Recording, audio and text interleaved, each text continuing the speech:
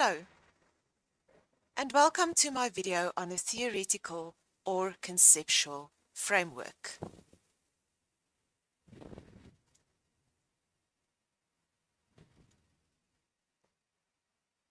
So, educational research is guided by theories.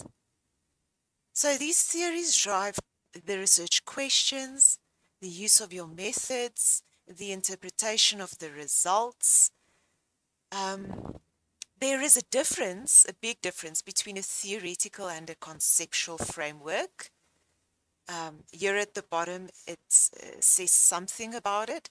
I will use examples to illustrate the difference. I see in the notes, this is page 13, but the rest of theoretical and conceptual framework is on page 76. I don't know why, but let's just jump there. Okay, so theoretical framework explains graphically or in the narrative the main issues to be studied and some of the presumed relationships among them. Remember, there's a video about the parts of a theory. In the parts of theory, we looked at there being concepts. They were the building blocks, which are linked through relationships, which were arrows. So I already have a video on the concepts and the building blocks and the relationship. It is the video on parts of theory. I think it's called Theory in Research and Parts of Theory, but just look for the video with the words parts of a theory. If you've not watched it, I would suggest you watch it before watching this video to get that background. Okay, so they sort of explain the difference between a theory and a conceptual framework. And there's an example here. I want to use different examples, but you can have a look at this one.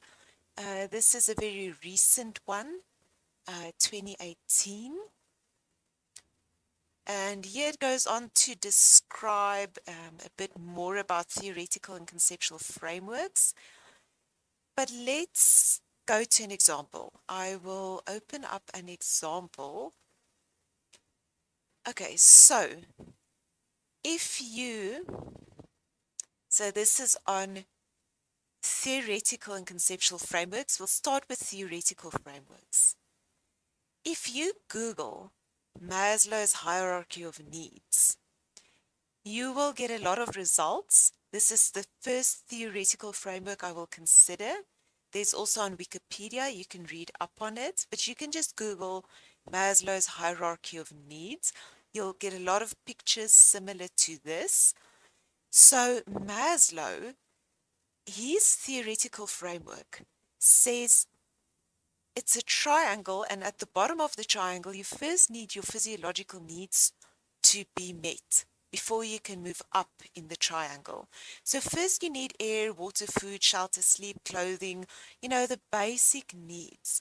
Only once you have this, you move up where you try to get your safety needs met, like your personal security, your employment.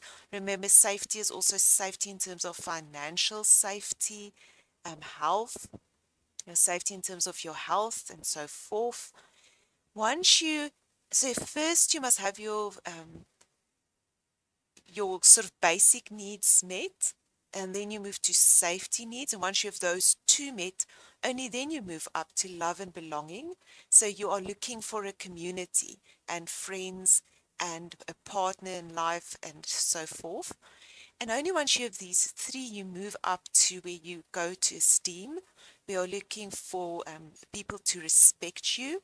You're looking for status in your job and for recognition from your boss. And then only if you have these four met, you move to self-actualization. And this is the final part in your life where you start thinking that you want to be the best that you can be, and what more can you do in life, and what more can you contribute to society. But you only reach that point once you have the bottom layers.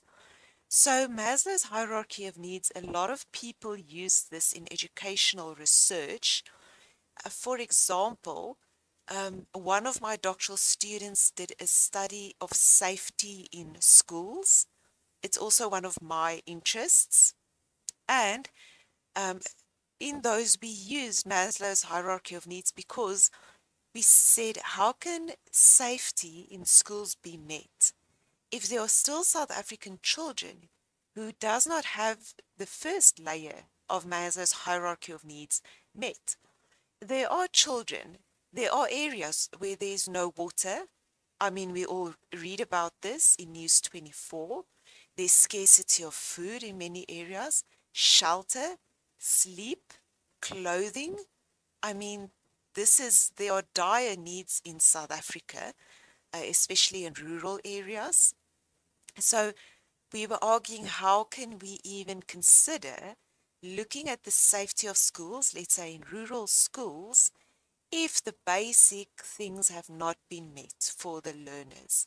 So see, this is a theory guiding you, because then the next step would be to argue, once the safety has been met, then children in schools will start looking for friends, and they will start bonding with their family, and they will start looking for connections, maybe with their teachers or peers. And only after that you move to where, they look at their self-esteem, and their strength, and their freedoms. And finally, only then they can move into self-actualization. Um, so this is a theoretical framework used in education a lot. Let's look at another example. I have, in another video, I have spoken about the TAM, but let me go through it quickly again because this is the video on theoretical frameworks. The TAM stands for Technology Acceptance Model. It was created by Davis in 1989, and it's about when will you use technology? It's about technology use. So when will you actually use it, which is the last block, the last concept. And then the argument is, first you need, if you have perceived ease of use, if you understand how easy it is to use technology, that influences, look at the arrow, that's the relationship we talk about. That influences your perceived usefulness, how useful you think this technology is. And these two, the ease of use and the usefulness of technology, they influence your attitudes towards using the technology. Perceived usefulness and ease of use, both. You'll see two arrows. But then your attitude towards using it will influence your intention to use it. The usefulness of it will also influence the intention to use it. And then, sorry, this page number is still up. Why can't I close this? There we go. Sorry about that. And finally, your intention to use something then moves to actual usage. You actually using it. Okay, so we've gone through the TAM in another video. There's also external variables. External variables, those might be like gender or age. So gender and age, you know, if your age might influences how easy it is for you to use technology. Younger people might be able to use technology more easier than older people. There's a lot of arguments what these external variables are. Usually in studies, they look at age and gender. Okay, so this is another theoretical framework. Now the question is, what is a conceptual framework? Now, theoretical frameworks, like Maslow's hierarchy of needs and like the TAM, they have come hundreds of years. The TAM, I think if we go to this Wikipedia page, I think it's from 1943, but it's long ago. So It's a theory that hundreds or thousands of people have used over the years. So it is a set and accepted theoretical framework. Okay, whereas the term, um, also, the term was created in 1989. It's also a theoretical framework that has come for years and years and years. Um, so you understand a theoretical framework is something that has been proven and that people are using for decades and will probably use for decades more. So what is a conceptual framework? A conceptual framework, it may draw concepts from different theories. So you might be using a little part of the term. There are other models for technology integration. There's the UTAUT. If you want to look it up, you can Google UTAUT model. It's a unified technology acceptance. I can't remember the last two. It's a bit more complex than the TAM because the UTAUT came after the TAM. So if you Google the UTAUT model, you will see it's a bit more complex. It's got more blocks and more arrows and so forth. It followed the TAM. So anyway, a conceptual framework, you can draw from different theories. So you might be using the TAM and the UTAUT, parts of it, sort of linking it. But you are not using a specific theory anymore. You are rather drawing from different theories. So a conceptual framework might be that you're taking a bit of the UTAUT, mixing it with a bit of the TAM, creating your own graph sort of from it. So it's a growing and a developing thing. We talk about a working theory. So you are creating sort of your own theory by combining theories, or you don't have to combine theories. You'll see, I'll give another example now, but it's not been tested. Remember I said a theoretical framework is something that has come through the years, it's been tested, and people have accepted it as a solid theory, like Maslow and like the TAM and like the UTAUT. There are lots of theoretical frameworks, but if you are taking different concepts from different theories and you're sort of combining them, making your own graph, it's something that has not been tested. This is a conceptual framework. Um, it's more on PhD level. I must say for you guys in fourth year and even master's, honor students and master students, I would argue rather pick in an existing theoretical model and work with that. It's more on PhD level where you create sort of your own model, your own framework, your own conceptual framework. It's difficult to do because it's something that has not been tested, which you then as a doctoral student would test.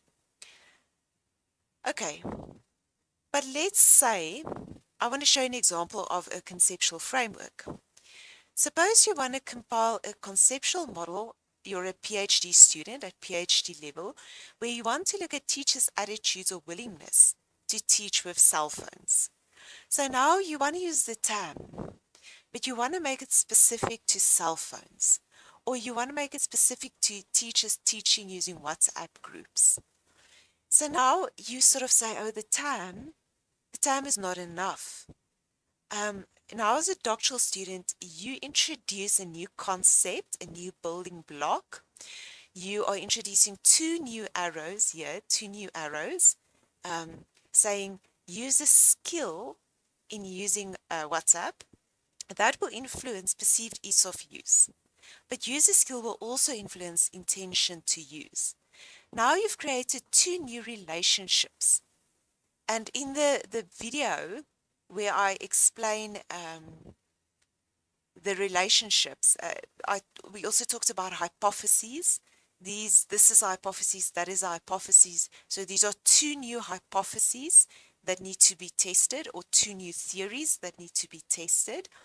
Does user skill significantly influence the perceived ease of use, and does it significantly influence intention to use?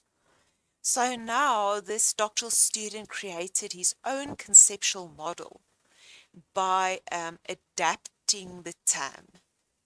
So see, this is not a proven model. No one has proven that it works. It's a doctoral student that felt the TAM needed to be adapted. Um, I think I just want to show you the UTAUT if I can quickly find it, and then I'll summarize.